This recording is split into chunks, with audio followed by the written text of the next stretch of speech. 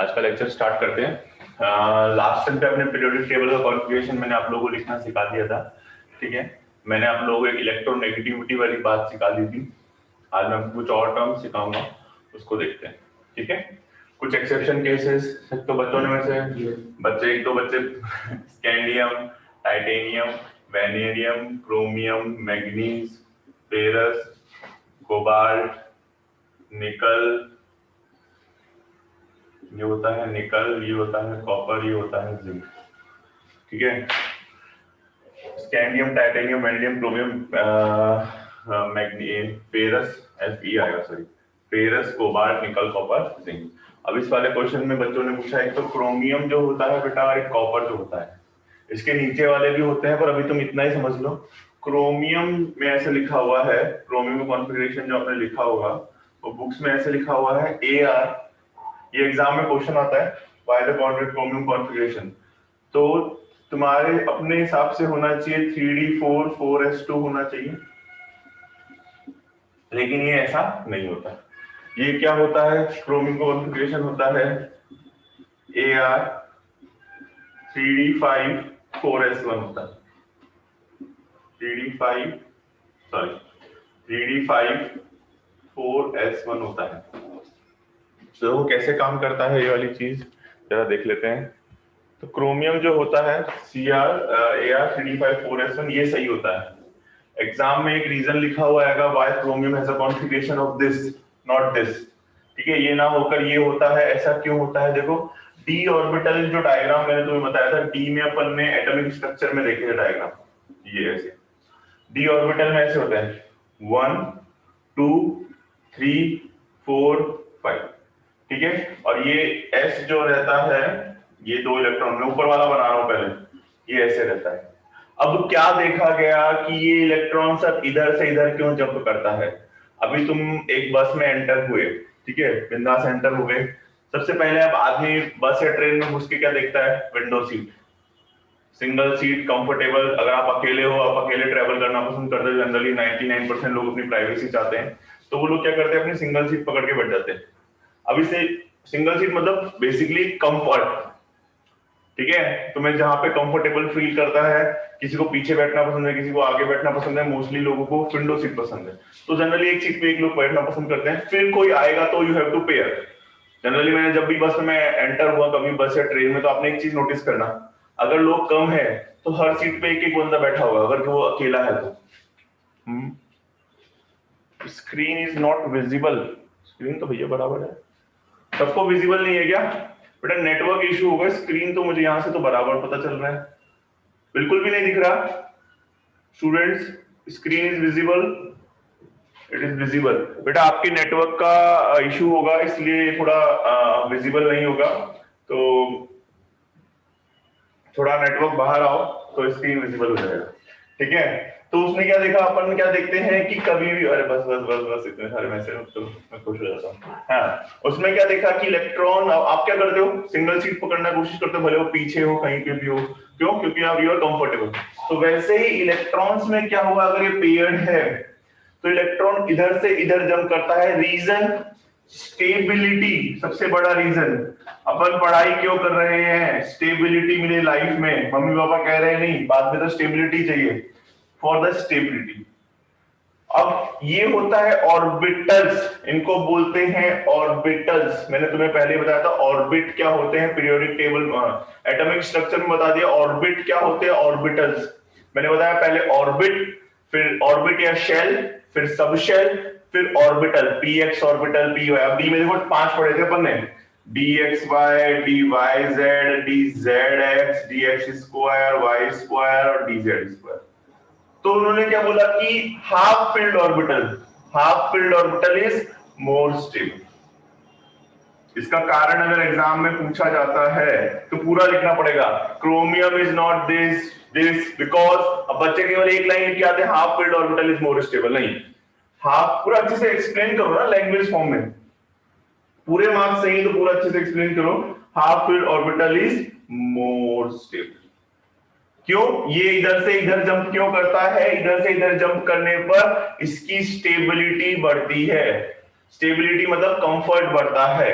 तो ये वाली चीज समझ में आ गई। क्रोमियम का कॉन्फ़िगरेशन इसके नीचे वाले दो एलिमेंट्स का भी होता है, लेकिन अभी तुम 11th में हो, तुम्हें ये भी क्रोमियम भी समझ में आ जाए तो समझ में आ गया, यस और नो?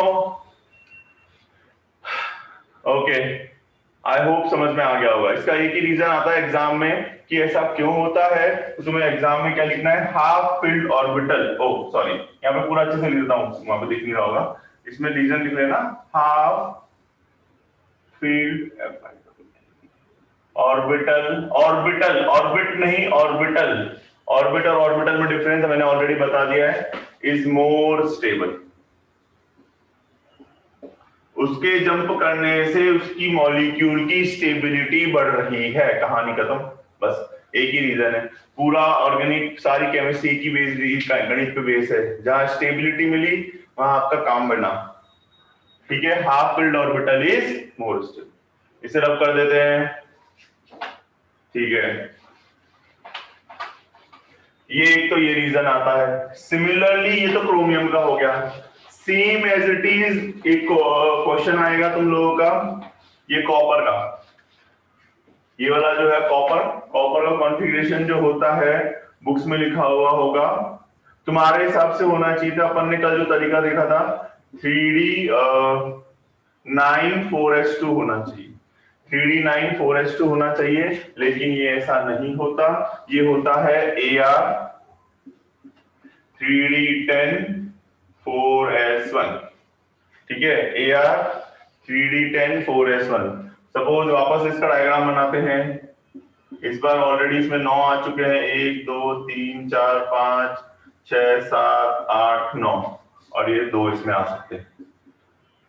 ठीक है, जनरली तुम किसी शादी में जा रहे हो, इस समय शादी में सीजन, बहुत सबने शादियां गांव जाकर अटेंड की है, तो क्या होता है, एक बस जा रही है, इसमें 10 लोग जा सकते हैं, उसमें 9 लोग बैठे हैं, तो क्या करते हैं, एक सवारी उधर डाल के और बस को क्या कर देते हैं, रवाना कर देते हैं।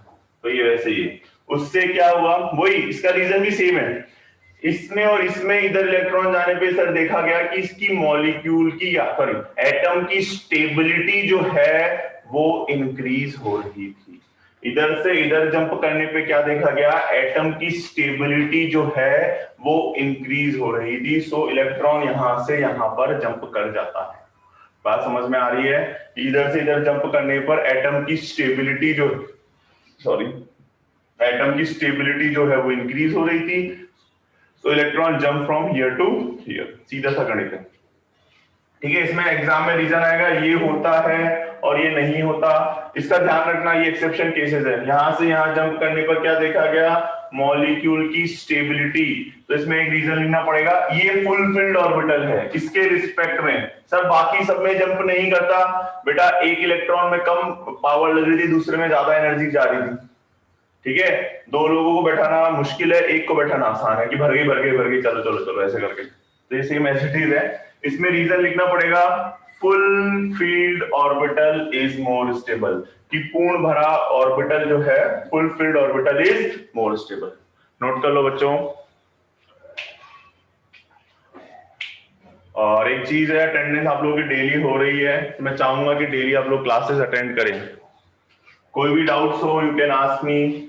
कल वाला कॉन्फ़िगरेशन में आपको सबको लिखना आ गया, होमवर्क बेटा सीरियस देखो साथ में करना, कॉपी करके लिखोगे तो समझ में नहीं आएगा। जो बच्चे कॉपी करके लिख रहे हैं, क्योंकि मुझे पता है 50% कॉपी कर रहे हैं, वो अपना नुकसान कर रहे हैं। और ये बात ध्यान रखना, जो बच्चा 11th नहीं पढ़ सकता ना, वो 12th में पास नहीं हो सकता, कितना भी रट्टा मार लो। 11th पढ़ना बहुत जरूरी है, क्योंकि साइंस रिलेट करती है, फिर वो रट्टा ही मारेगा। ये समझ में आ गया? चलो अब बात करते हैं, कल अपनी इलेक्ट्रोनेगेटिविटी वाला सेक्शन हो गया था, साइज वाली बात मैंने आपको बता दी थी।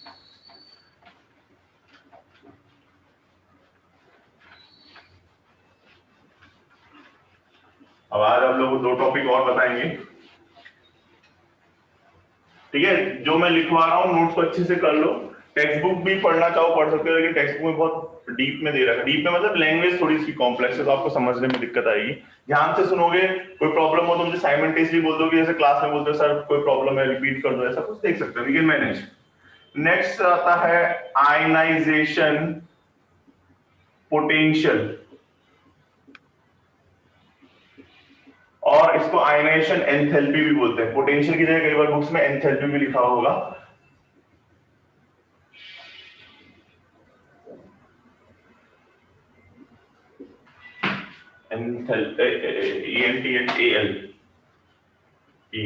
Enthalpy, sorry. हाँ, आयनाइजेशन पोटेंशियल बुक्स में आईपी करके, रेफरेंस बुक पकड़ोगे तो पुरानी वाली में आईपी लिखा हुआ है, नई बुक्स में आईई लिखा हुआ है। Ionization potential, ionization enthalpy. इसकी छोटी सी डेफिनेशन क्या होती है, ध्यान से समझना, लिख लो। The minimum energy, the minimum energy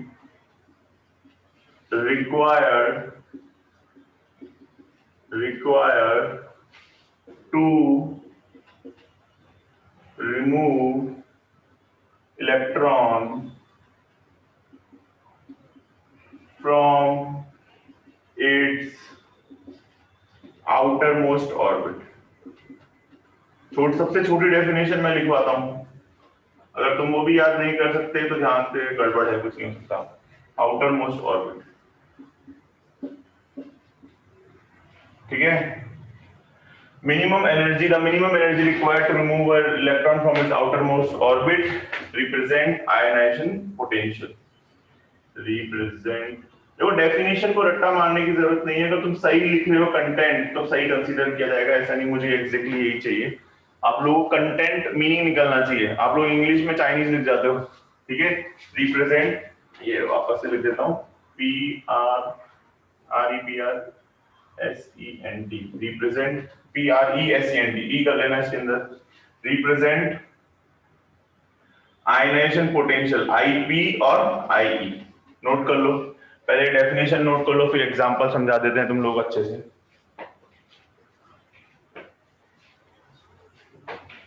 आज पता नहीं जूम मीटिंग में क्या दिक्कत हो गई आप लोगों के।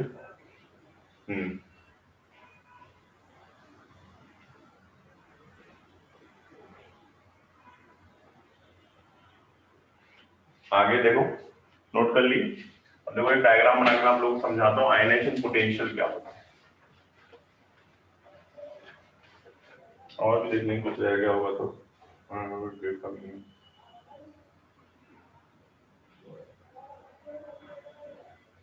अच्छा,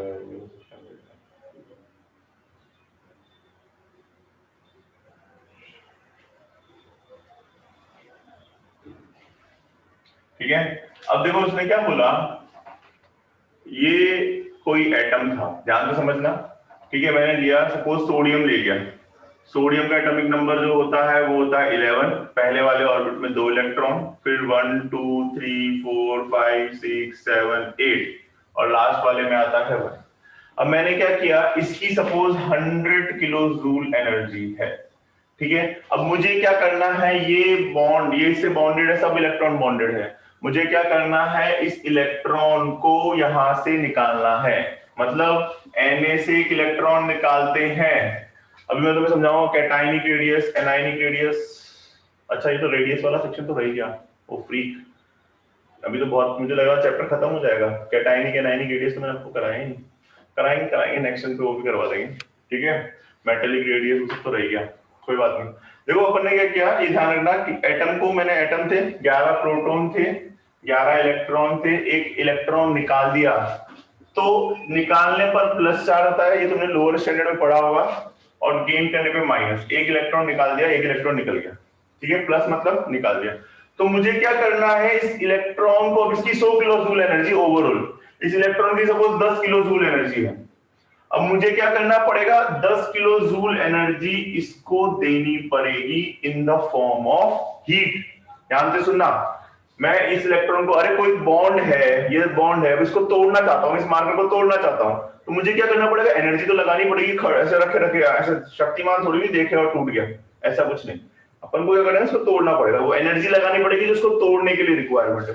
तो अगर ये बॉन्डेड है न्यूक्लियस से, तो वो एनर्जी, अब डेफिनेशन देखो, द मिनिमम एनर्जी, वो minimum energy the remove electron from its outermost orbit, वो मिनिमम एनर्जी जो किसी इलेक्ट्रॉन को उसके आउटर मोस्ट ऑर्बिट से, सपोज मैं इसके रिस्पेक्ट में 10 मान रहा हूं, ठीक है। तो वो मिनिमम एनर्जी जो किसी इलेक्ट्रॉन को उसके आउटर मोस्ट ऑर्बिट से निकालने के लिए जरूरी है, वो आयनाइजेशन पोटेंशियल या आयनाइजेशन एनर्जी कहलाती है।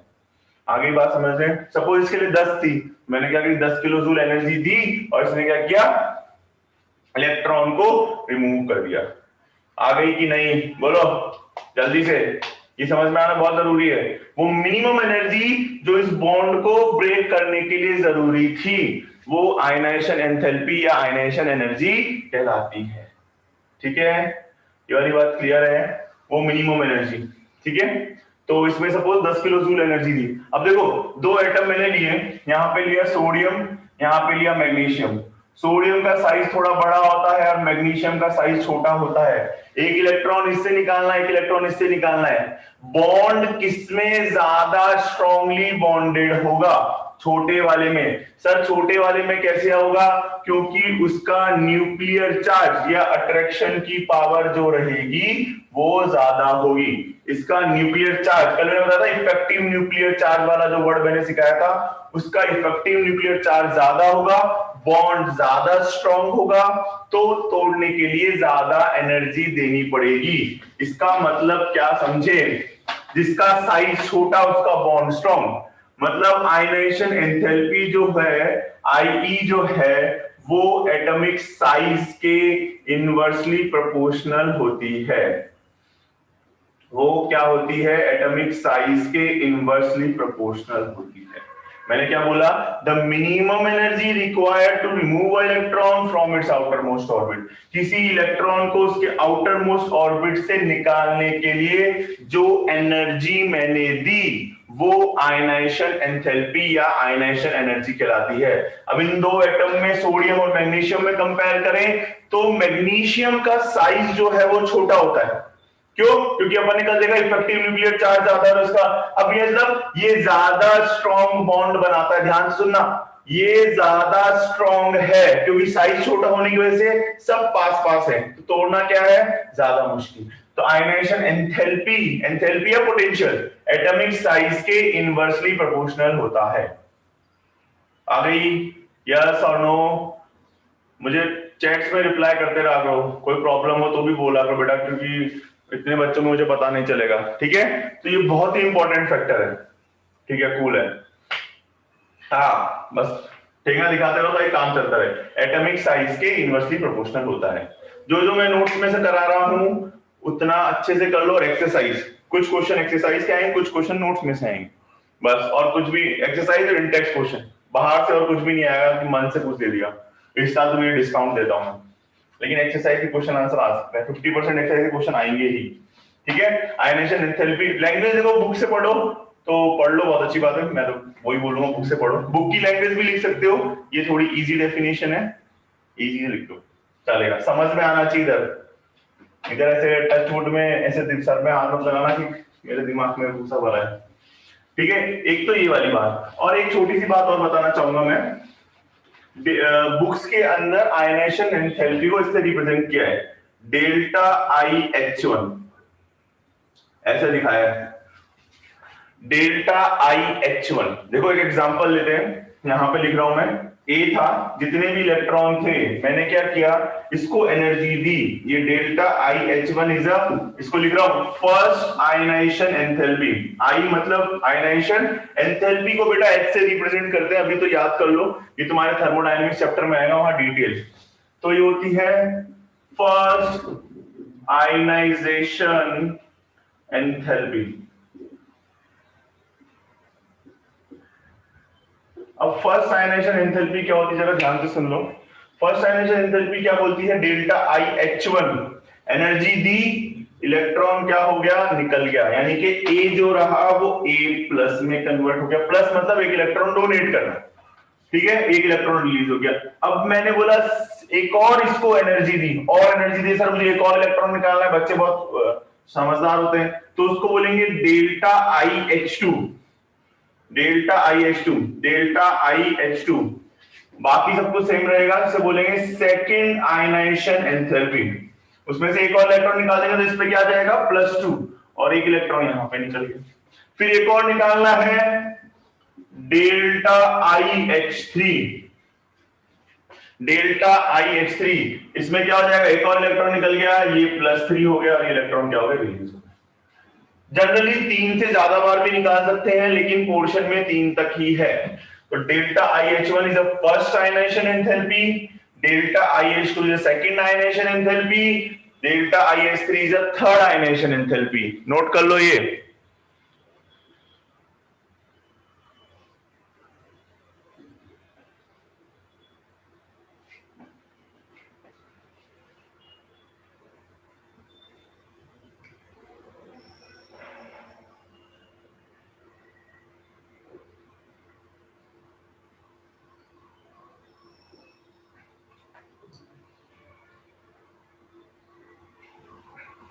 ठीक है, ये वाली बात समझ में आ जाएगी। अच्छा, फर्स्ट सेकंड और थर्ड में किसी बच्चे ने क्या बोला मुझे कि सर लो, मतलब बच्चे तो तुम्हें पता है ना, बच्चे होते हैं,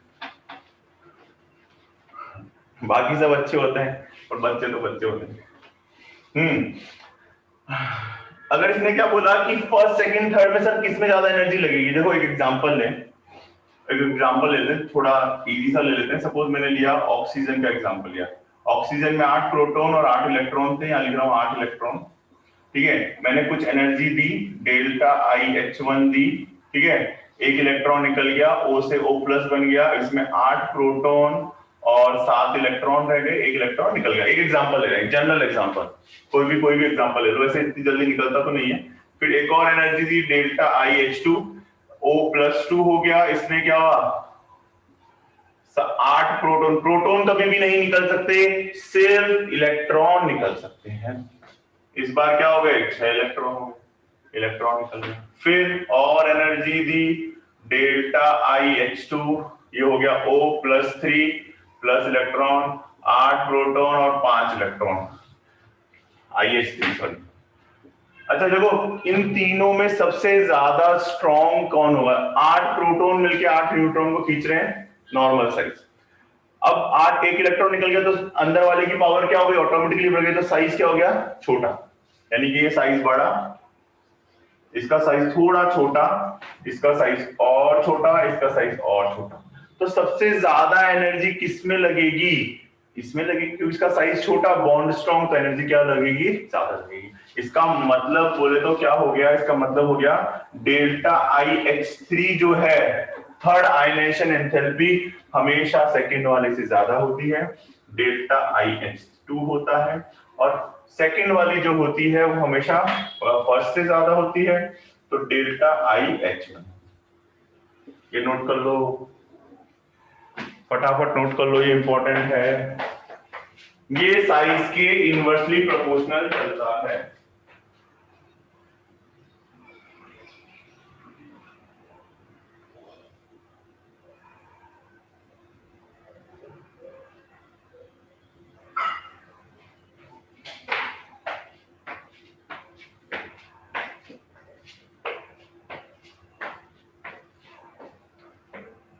समझ में आ गई बात क्या? लास्ट वन क्या बोला भाई, देख ध्यान से सुन ले। 8 प्रोटॉन मिलके 8 इलेक्ट्रॉन को खींच रहे थे, 8 प्रोटॉन मिलके 7 इलेक्ट्रॉन खींच रहे हैं, साइज और छोटा, 8 प्रोटॉन मिलके 6 इलेक्ट्रॉन खींच रहे हैं, साइज और छोटा। तो जितना ज्यादा छोटा साइज, उतना ज्यादा स्ट्रॉन्ग बॉन्ड, तो उतनी ज्यादा एनर्जी। इसका मतलब थर्ड वाली हमेशा ज्यादा होगी सेकंड वाली से। अगर ये 10 है तो ये 50 होगी, 50 है तो 200 होगी, एटलीस्ट इतना डिफरेंस होगा। क्यों? क्योंकि बॉन्ड क्या होता जा रहा है, स्ट्रॉन्ग होता जा रहा है, जैसे जैसे साइज क्या होता जा रहा है, छोटा होता जा रहा है। अब तो आ गया, ये कौन था भैया, अंजलि, ठीक है, ये बहुत इंपॉर्टेंट फैक्टर है, तो इसको अच्छे से समझ में आना जरूरी है। डेली के डेली से भी 38 स्टूडेंट जो ले रहे हैं, जो नहीं ले रहे कोई बात नहीं, हमारा नंबर क्या आएगा। ये इंपॉर्टेंट था, ionization potential, ionization enthalpy, left to right. देखो प्रैक्टिकली सोचो, लेफ्ट टू राइट जाने पे साइज छोटा, आयनाइजेशन एंथैल्पी ज्यादा, अप टू डाउन जाने पे साइज बड़ा, साइज के इनवर्सली प्रोपोर्शनल, साइज छोटा मतलब एनर्जी ज्यादा, साइज बड़ा मतलब एनर्जी कम। ठीक है, एक और होता है electron gain enthalpy, electron affinity. कल मैं तुम्हें रेडियस बता दूंगा इसकी, मतलब समझ लो जल्दी से जल्दी, इस वीक तो नहीं, एक दिन मैंने क्लास ज्यादा एक्सटेंड कर दी तो चैप्टर खत्म हो जाएगा। देखते हैं संडे को ज्यादा ले लेंगे, तो बेटा ये फाइनल है, अब जो पढ़ा दिया ना इसके बाद किसी भी हालत में नहीं पढ़ाया, तुम्हारे डाउट जरूर क्लियर कर देंगे। कोई बाद में आके ये मत बोलना सर पूरा चैप्टर पढ़ाओ मुझे तो समझ ही नहीं आया, तो ठेका नहीं लिया बेटा। आप लोगों को जो भी डाउट हो अभी बोलो, कोई भी प्रॉब्लम होगी, एक दो बच्चों को ऑफलाइन बुलाना होगा, कुछ भी प्रॉब्लम होगी वी कैन डिस्कस। ठीक है, जो मुझे मैसेज करते हैं उनको मैं रिप्लाई करता हूँ, फालतू मतलब लॉजिकल मैसेज। नेक्स्ट होता है electron gain enthalpy. Electron gain enthalpy या इसको एक और वर्ड बोलते हैं इलेक्ट्रॉन एफिनिटी। यहाँ पे लिख रहा हूं मैं दूसरा वर्ड, ये बुक्स में नहीं मिलेगा तुम्हें, लेकिन फिर भी कोई रेफरेंस बुक पढ़ते हो तो उसे इलेक्ट्रॉन एफिनिटी भी बोलते हैं, क्योंकि मैं थोड़ा सा पढ़ाता रहता हूँ जेई नीट वालों को, तो मुझे आइडिया लगा रहता है।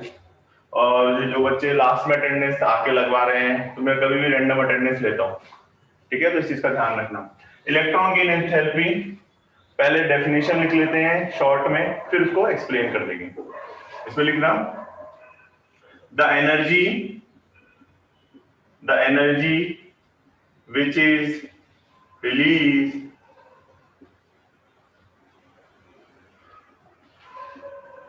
when electron is added when electron is added in its outermost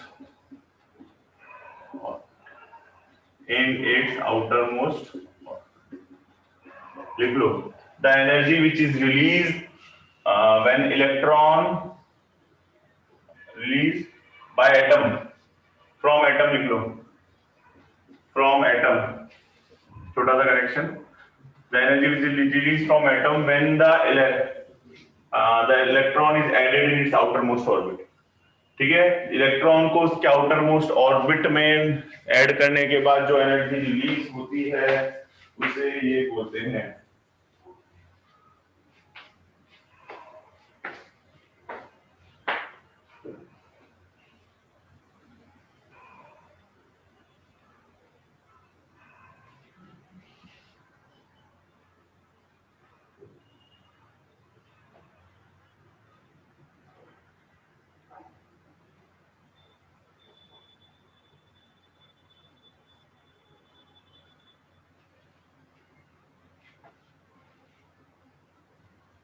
ठीक है।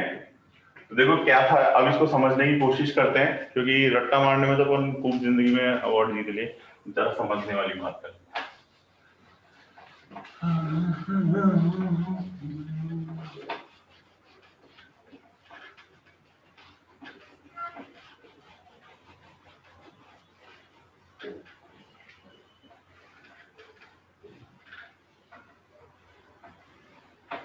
अभी बाद में जब मेरी थोड़ी क्लासेस और कम हो जाएंगी तो फिर मैं तुम लोगों के लेक्चर्स की टाइमिंग बढ़ा दूंगा, और अब 11th को सीरियसली पोर्शन करवा देंगे सारा, और जो सिलेबस है जो मैं करवा रहा हूँ वो पोर्शन में है, जो नहीं करवा रहा पोर्शन में नहीं है। ठीक है, कुछ पोर्शन थोड़ा सा वो हुआ है तो मैं करवा दूंगा अपने हिसाब से, वो जो क्लास नोट्स में वही फाइनल है, बार बार पूछने की जरूरत नहीं है। हाँ, इलेक्ट्रॉन गेन एंथैल्पी, देखो अपन ने क्या किया था, ध्यान से सुनना, वो एटम था जो अपन ने निकाला था, यहां से निकाल दिया, अब इसके पास 100 किलो जूल एनर्जी तो हो गई थी, अब इसके पास 10 किलो जूल एनर्जी जो निकला था इलेक्ट्रॉन, ठीक है। अब मैंने क्या किया, इस इलेक्ट्रॉन को वापस इसमें ऐड कर दिया, ध्यान से सुनना, अगर वो इस इलेक्ट्रॉन को मैंने क्या किया, वापस इसके अंदर ऐड कर दिया, यहाँ पे इलेक्ट्रॉन ऐड हो गया, ठीक है।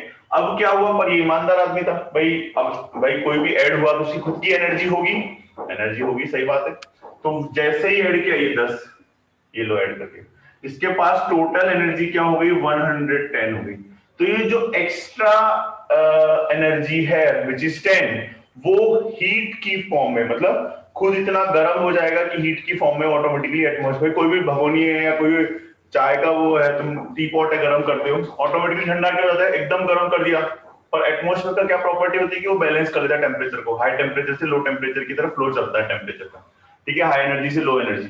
तो जैसे ही ये गर्म होगा धीरे धीरे ऑटोमेटिकली क्या हो जाएगा, ठंडा हो जाएगा।